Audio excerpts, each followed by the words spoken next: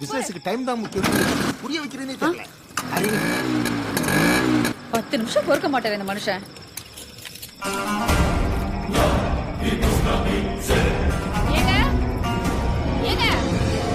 சரி காலைல வரேன்.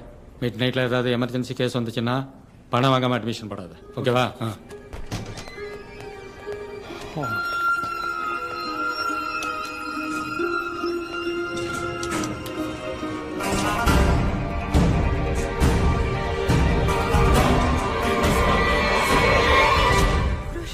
ஆயுஷ் ஜுவல்லரியில ஒரு டைமண்ட் ஜுவல் பார்த்தேன்.